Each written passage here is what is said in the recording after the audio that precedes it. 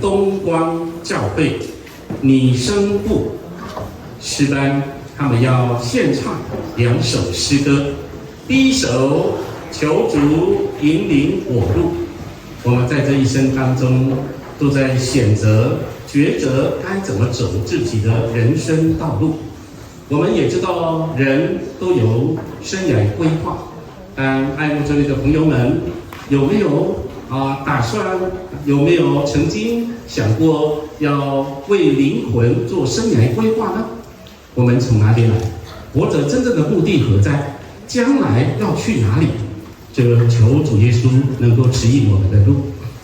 第二首《爱拯救我》，我们现在请东光诗班拟声部。主